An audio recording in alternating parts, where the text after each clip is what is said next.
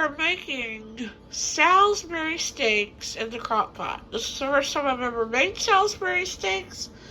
And I saw this recipe on Catherine's Kitchen. And I'm going to tweak it just a little bit, but not too much. And yeah, I thought it looked interesting. I thought it looked easy. And looked really, really tasty and sounded really tasty. So, yeah, we're going to get Salisbury steaks to try today. And so, to make the steaks, I'm going to use a pound, and I'm half in her recipe because she made 8 steaks, and I'm only going to make 4. So, I'll have 2 for dinner tonight, and then I'll have 2 for leftovers later in the week. So, what I'm going to need is a pound of ground beef, which is sitting there. I just thawed that out. Then also you're going to need some breadcrumbs, about a third a cup. You're also going to need some seasonings of your choice. So I am going to use some garlic powder. And I'm also going to use some of this buttery butcher's blend or burger blend from Duke's. I'm going to use that. She also used onion powder and I believe parsley. But we're going to have onions in the sauce and stuff, so I didn't want to do overkill on the onions because I'm not huge on onions. I mean, I like them, but I don't like heavy onion taste. So I'm going to forego the onion powder, and I didn't have the parsley, so we're not going to do that. And then I'm also going to use some salt and pepper. And then you're going to need some Worcestershire sauce, the Dub sauce. You're going to need about a cup of that, and then you're going to need 1 egg.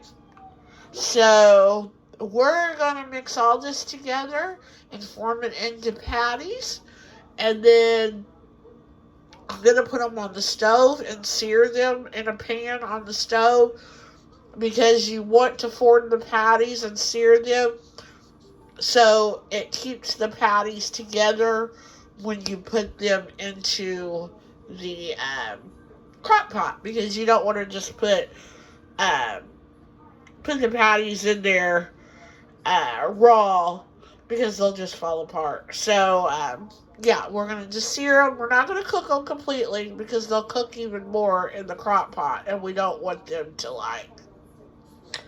be overcooked. But yeah, we're just going to sear them just where it forms the patty and keeps it together and stuff, and has a nice brown color to it, where it looks like it's cooked and stuff. And then we will come back and we will do the gravy and pour everything into the crock pot. So I will be back. I'm going to get this all together. And yeah, we're going to take you along for the ride, of course. So I'll be back. Alright, guys. We are going to get this party started. I have my hamburger meat in the bowl. And we're going to start by adding an egg.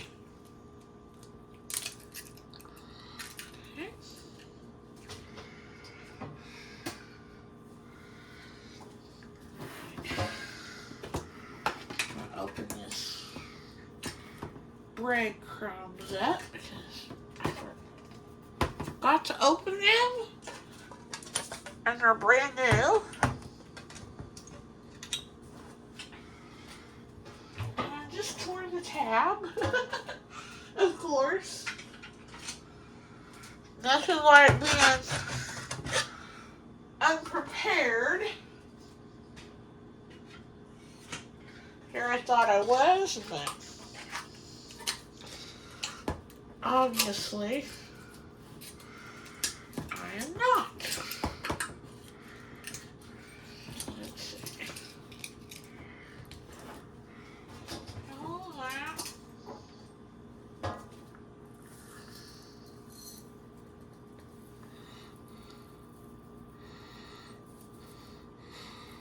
So I'm going to put about a third cup of breadcrumbs in there.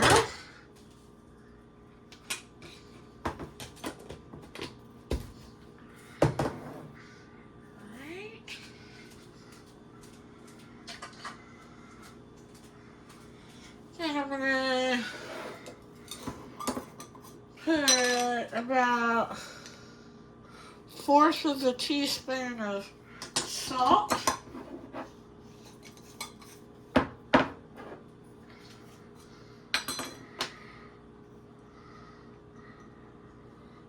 Fourth of a teaspoon of pepper.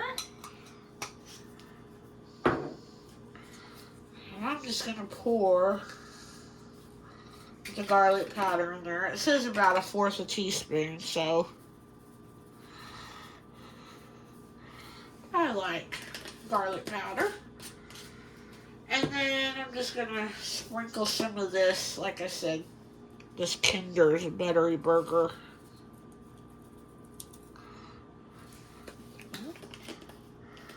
Little potatoes.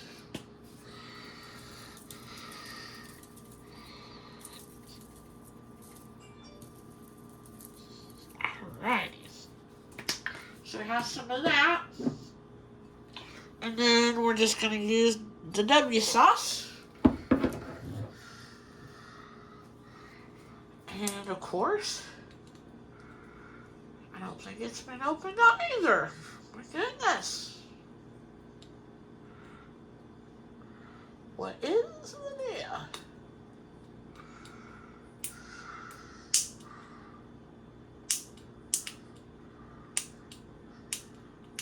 Of course, the plastic is not wanting to break on the seal. Oh, goodness. I'm going to blame it on the heat today, folks. It's a hot and miserable day here in southern Indiana, and yeah. It's a good day to do a crock pot meal because you definitely don't want your oven on.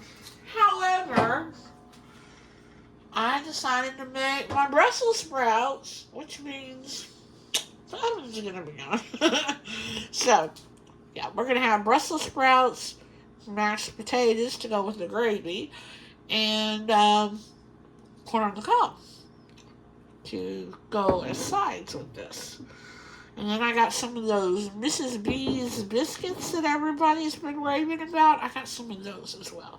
Okay, it says to use, I think, a cup of Worcester, the W sauce. It says to use a cup of that, but we're just gonna,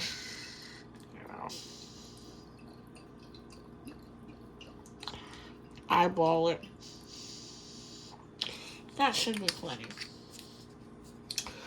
So, now what we need to do is mix all of this up real good. So I'm going to turn the camera off and I'm going to mix this up really good, and then we'll come back and we'll form the patties. Alright guys, I got my burger patties, or I guess my Salisbury patties here. My little steak patties all patted out. And now what I'm going to do is I'm already doing it. I'm heating up about a tablespoon of butter and a little bit of olive oil in a pan. And then I'm going to put these in the pan and sear them. She said to cook them on one side for about 3 to 4 minutes and then flip them and then cook them for about 2 to 3 minutes on the other side. So that's exactly what I'm going to do. We'll be back. Okay, guys. I got the patties in here.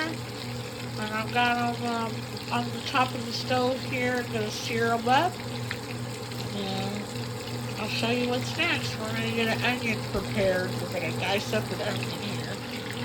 Alright, guys. I just flipped these over. I let them cook for about 4 minutes on that side.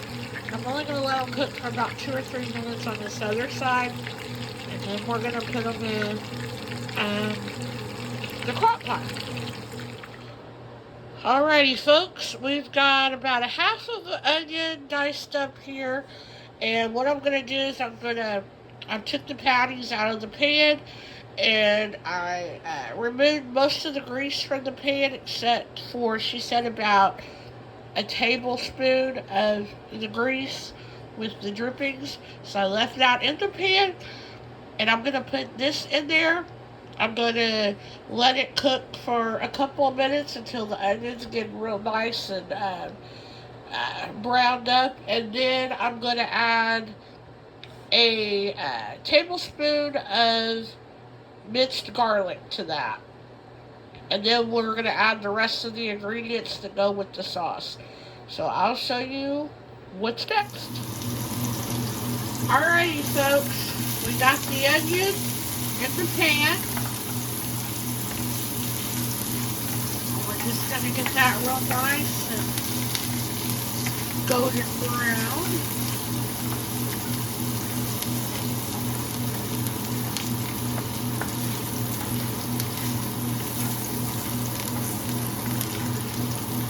Really good.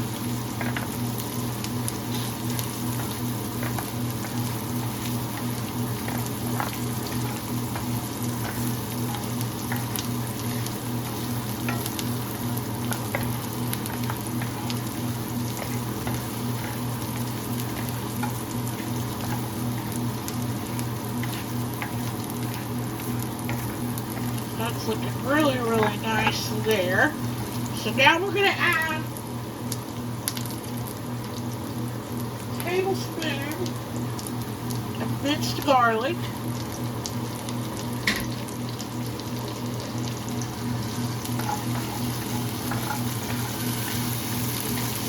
Give that a good stir. It's smelling good, I can tell you that.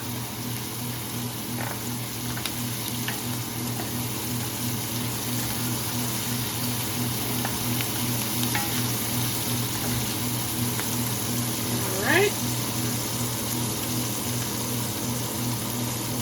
And next,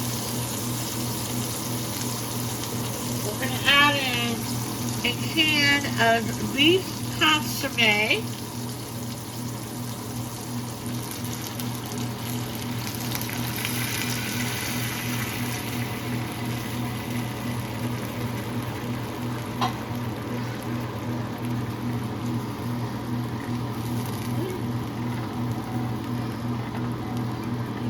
Nice good stir.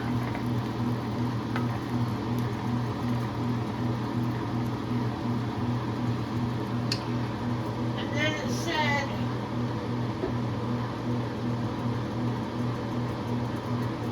about a tablespoon of the Dunn sauce. So I'm just gonna pour a little bit in there. There we go.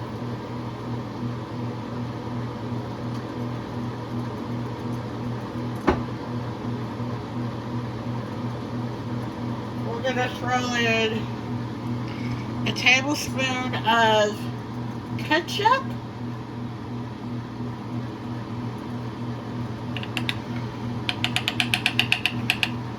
Mix it out real good in there.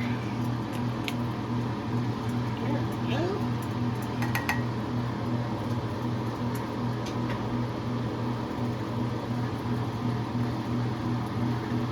Give this a good stir.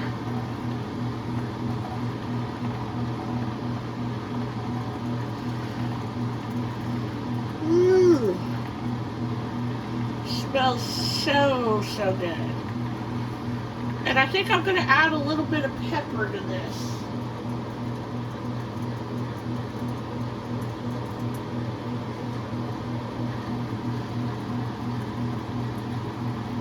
Okay. Oh, and the last thing I forgot almost is a packet of the Lipton beefy onion soup. Almost forgot that. That wouldn't have been pretty.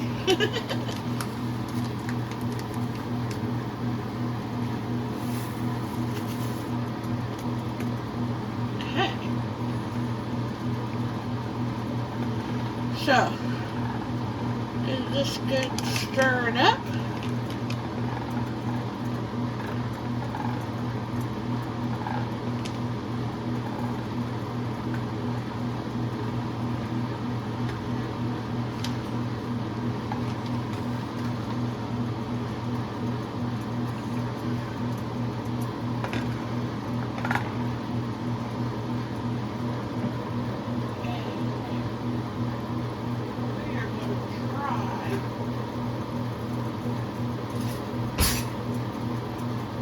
Taste of this.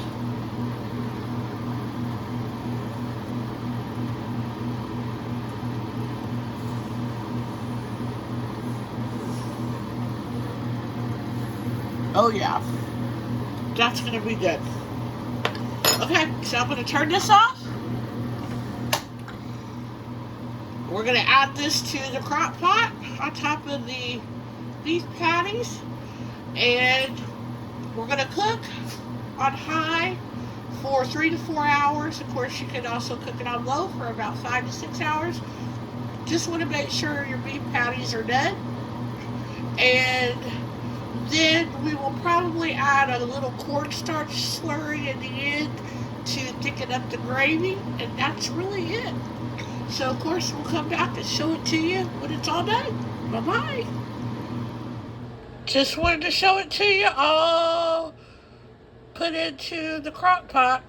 So yeah, we're going to cook this for 3 to 4 hours on high, and then we'll come back and show you what's next. Bye-bye. Hey guys, I am waiting for my Salisbury steaks to get done. Actually, I'm waiting for me to be ready to start my potatoes and my corn and my Brussels sprouts and all that, because it's going to be a couple more hours for the Salisbury steaks. But in the meantime, I decided I'm going to make a strawberry pie. Yum, yum, yum. So, very, very simple. All you're going to need is a graham cracker crust, pie crust. You're going to need some Cool Whip, some strawberries, of course, and then some strawberry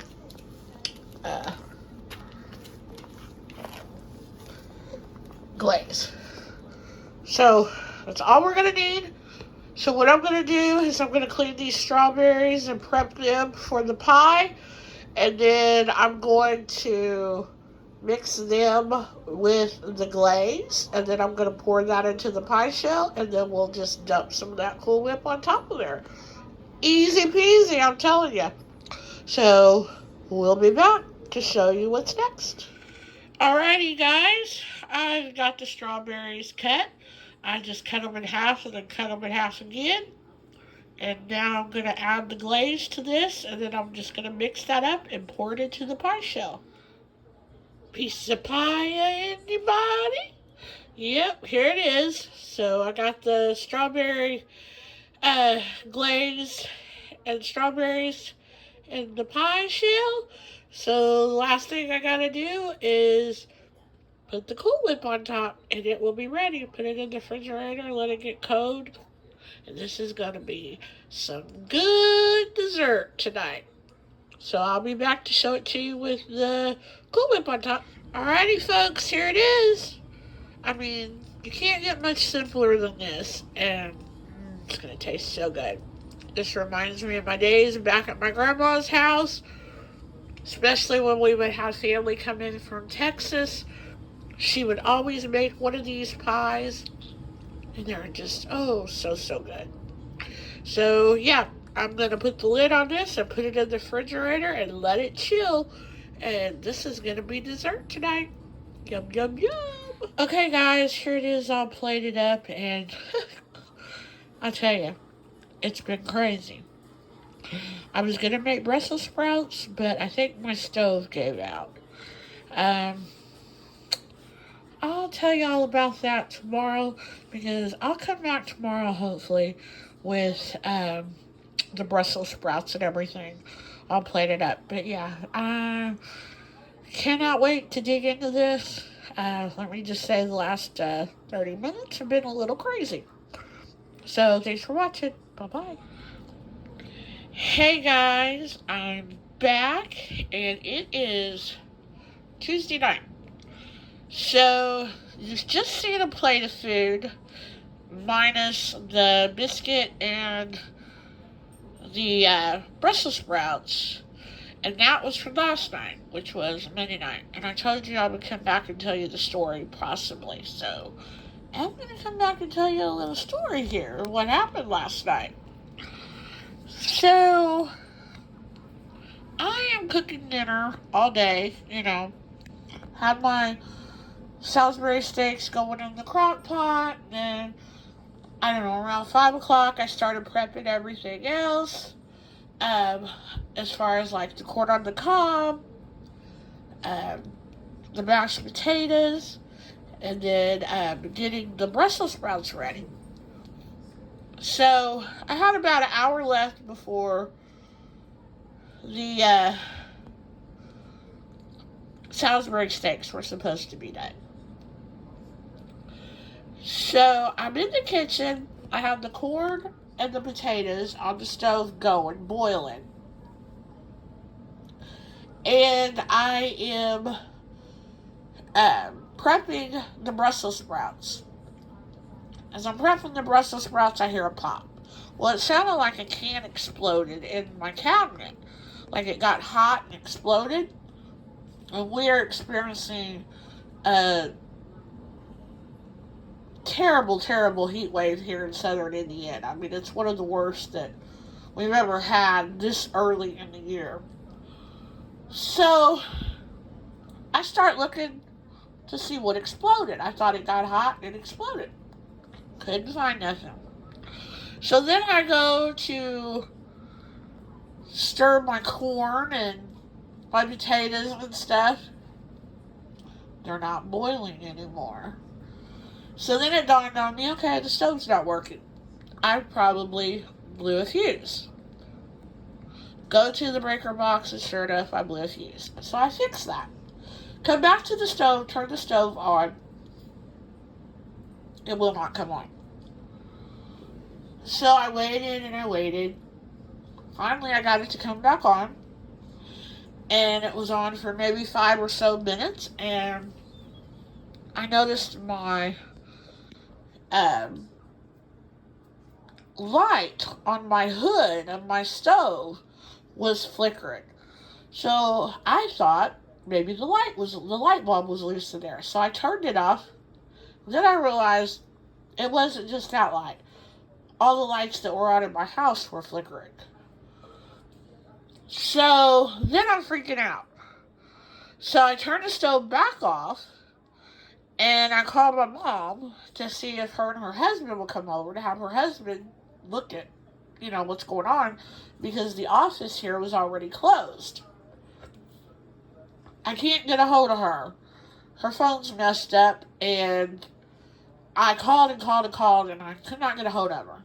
So then I went next door to my neighbor's house, and I told her what was going on, and I said, do you think I should call the fire department? I said, because this is obviously an electrical problem or something, probably. She said, yeah, maybe you should. She said, because you probably aren't going to feel at ease until you have somebody come out there and check it. So I called 911, the fire department comes. Well, I have the oven off. So when they come in, of course, the lights are not flickering then. So they go to check everything, and nothing happens. Lights don't flicker, nothing. I tell them about the pop noise I heard, everything. We're sorry, ma'am. We've checked everything. We don't see any problem. There's really nothing more we can do. We suggest you call your apartment complex tomorrow and let them know so they can let your maintenance know. And maybe they can look further into it. So I'm like, okay. So they leave. So I come back in the kitchen to finish cooking my Brussels sprouts because I hadn't put them in the oven or nothing yet. Turn the oven on, starts preheating. About 5 minutes later, lights start flickering again. So I'm like, okay, I don't want to call 911 again. What did I do? So I tried to call my mom again, and luckily, she answered her phone.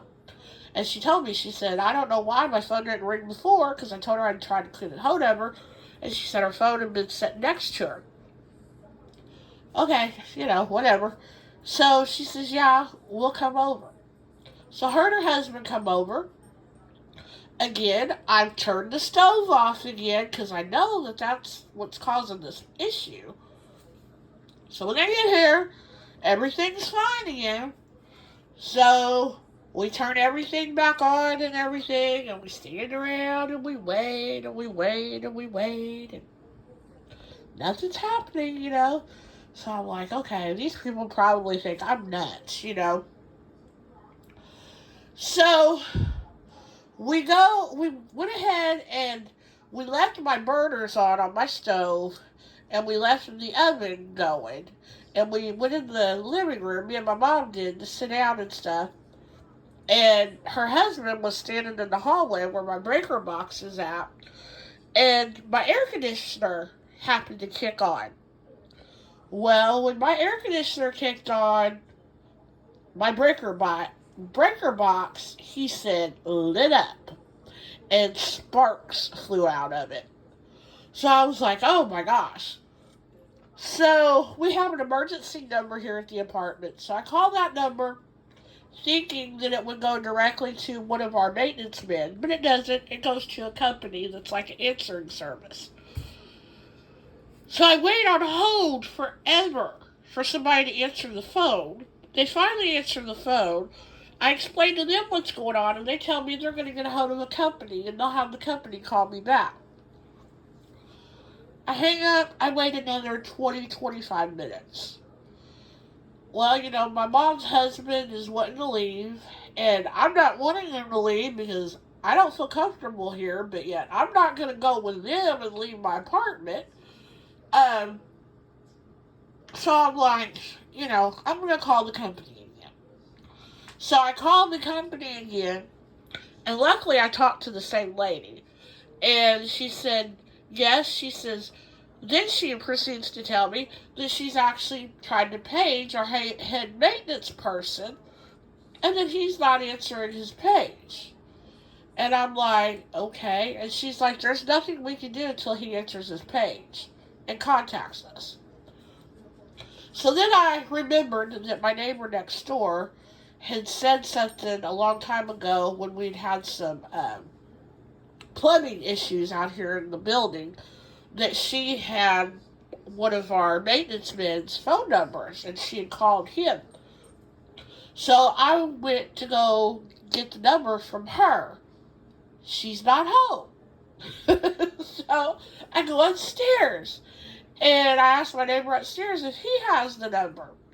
And he said no. He said, but I'll call Vicky, which is the neighbor next door, and see if she's got the number. So he calls her, and she was at the grocery. And she says, yeah, I have the number on my phone. I'll text it to you. She texts the number to him. He gives me the number. I come back home. I call the maintenance guy. It goes to his voicemail. So I have to leave another message. I leave a message, tell him what's going on. Please call me as soon as possible. I'm really concerned. I don't want a fire to start. What should I do? So I called 911 again. What? Are you going to come out here and fix it? What? So I waited, I don't know, probably another good 10 minutes, and he called me back. And he said, did you call the emergency number? And I said, yes. I said, I've actually called the fire department and had them out here. And I said, they didn't find anything wrong. And I said, after they left, then that's when the lights started flickering again. And then that's when my mom's husband come over, and the box lit up and sparks flew out. I said, so that's when I called the apartment 800 number. And I said, I've called them twice, and they've told me, hold on just a second. I'll be right back. Okay. I don't know what I did. But anyway, they said that they've paged you, and you're not answering your page. She said, I've not received any pages. And he said, I just got your message. So I said, okay. So he said, well, he said, you're going to have to call them back. He said, because I can't come out there until they call me, because that's what puts him on the clock. And I was like, okay. So I'm like, okay. So I called them, tell them to page you again, and then you can come out here and look at the problem. Yeah. I called the company again. This time I talked to a different lady, and she was extremely rude. And I told her that he had told me he hadn't received any text or pages from him. And she said, oh, yes, he has. And I was like, I'm only relaying what he's told me. And I said, and he's telling me I need to call you back so you can page him again, and hopefully he will get the page. I said, because he can't come out here and do nothing until he officially has something from you saying there's a problem, so he gets on the clock. She's like, well, we're experiencing storms where I'm located, so maybe that's why the pages and stuff aren't going through. Well, after I thought about it, I figured probably whatever was going on with my mom's phone was probably going on with this situation and them being able to get a hold of each other as well. But it was frustrating at the time. So anyway, she says, okay, I'll page him again. Well, I waited and waited. Finally, my mom, he told us to shut the breaker off. So we shut the breaker off that was connected to the stove. And my mom and her husband left because they said, well, we think, since we turned that off, that's what's really causing the problem. Everything should be okay. And I was like, okay, well, I'm not going to plug anything in. I'm not turning anything on, that ain't already on, until somebody comes and looks at this. So I didn't think he was going to come because he didn't call. So I come in the kitchen and I thought, well, I better get the supper mess cleaned up just in case he does come, because I have the supper mess everywhere. So I'm doing dishes and I have the water running, and my little palm, Miracle, starts barking. Well, I figured somebody was at the door and it was probably him. So I turned the water off, and sure enough, I hear somebody knocking. I ran to the door and there's nobody there. So I'm like, okay, I guess he left. I bet he thought I left with my mom and her husband. So I hurry up and ran out the building door to try to catch him. There's nobody out there in the parking lot. There was no way he had time to get in a car and leave or anything. So I'm like, okay, where is he at? Then my phone starts ringing.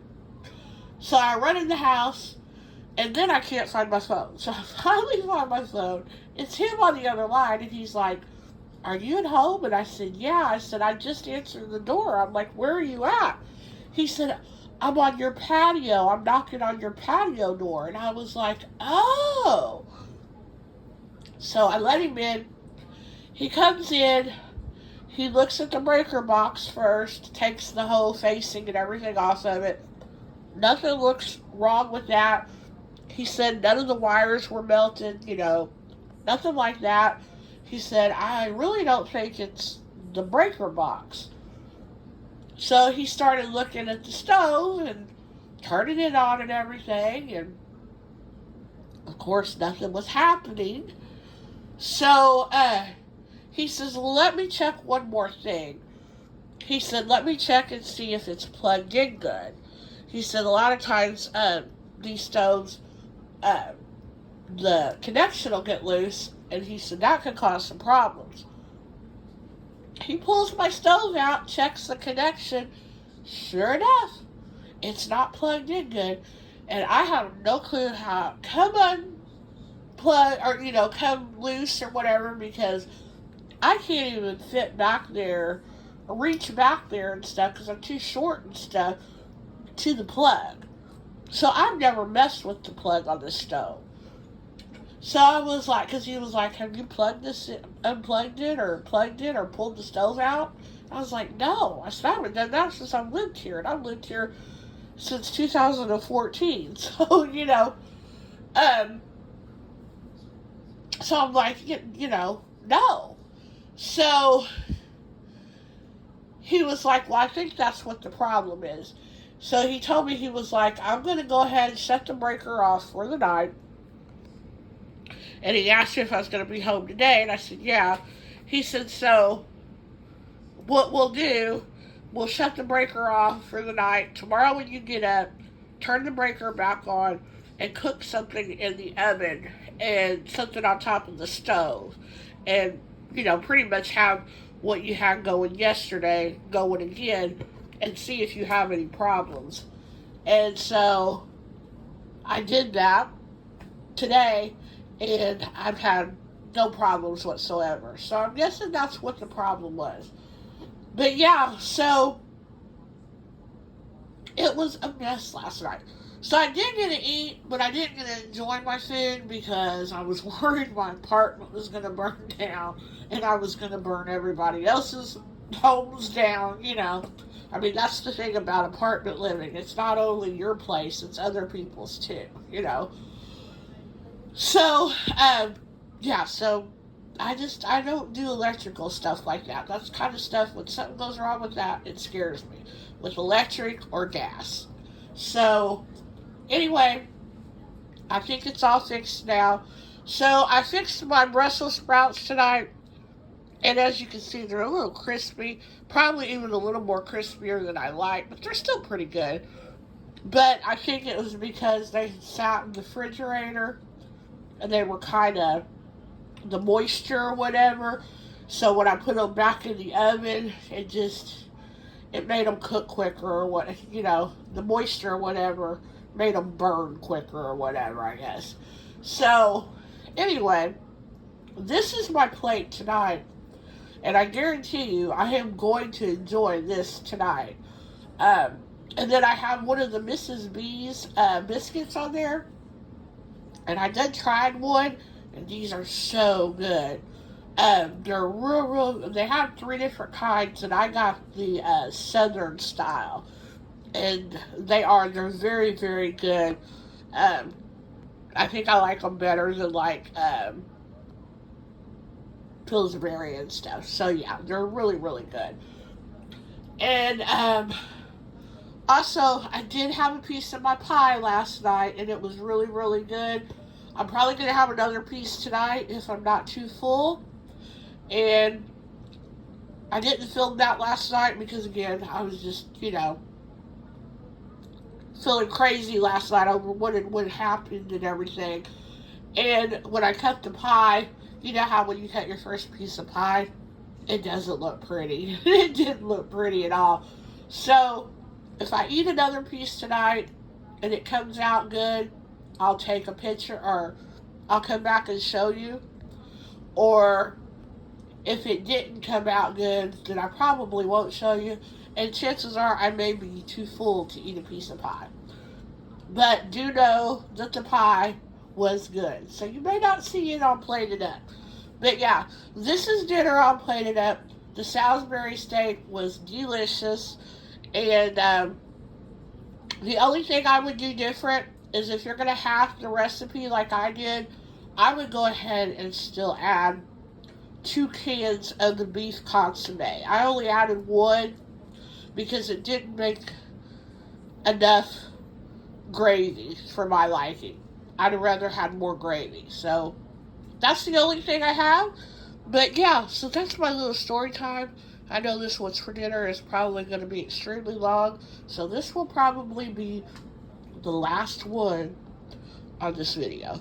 So thanks for watching, guys, and we'll be back with more recipes. Bye-bye. Hey, guys. Dinner tonight. I didn't get to film any of it, but I just thought I'd show it to y'all Plated Up. Looks good, doesn't it? I made me some pork cutlets. And the Brussels sprouts are leftovers from last night or the night before. And then I have leftovers potatoes, so I made some potato cakes. And the macaroni and cheese is actually the Panera kind that you buy over in the deli at your grocery. And all you have to do is put it in the microwave. So dinner was pretty easy to put together tonight. And I just didn't feel like filming, but I did want to show it to y'all plated up because it does look delicious. Thanks for watching. Bye-bye. Hey friends and family, looks like tonight we're going to have some mini manicotti. It's from Louisa, and it's in a bag. You get it in the frozen department. I get mine at Schnucks, and this is the 3 cheese kind. So basically all I've done is poured some marinara, my ragu sauce, into my little glass bowl. And then I've got some hamburger meat over there cooking. And then all I'm going to do is just pour this, it's half a bag left. I'm going to pour the bag into the pan here. And then I'll pour my meat mixture with the ragu sauce on top of that. And then I'll put some cheese on top. We'll cover this, bake it for, I think it said 50 minutes covered on 375. And then take it out. And then uncover it and then bake it for another 5 to 10 minutes. I'll probably put it under the broiler, put a little more cheese on it, get that cheese all gooey and gooey. And yeah, so I'll be back to show you more. Bye-bye. Alrighty, folks, here it is all plated up. My manicotti. And I got some sour cream. I got some cottage cheese there on the side, and I like to put salt and pepper on my cottage cheese. What about you? How do you like to eat your cottage cheese? A lot of people like pineapple on it. I like salt and pepper. So, and I love to eat it with Italian dinners like this, like ravioli, spaghetti, tortellini, that kind of stuff. So this is dinner. I'm going to go eat myself a plate full, and we'll be back with more food inspiration. Bye-bye. This here is how you deep fry squash. Got your squash up, dunk it in some egg, then in some cornmeal, and then you deep fry it. Yum, yum, yum. And here we have it, a nice plate of fried squash served up on the finest of china. You know, a paper plate. But yeah, that's how I make my fried squash. And I forgot to add, I do add a little salt and pepper to it after I put it in the pan. And then when I flip it, I add more salt and pepper. That's it. There you go. Yum, yum, yum.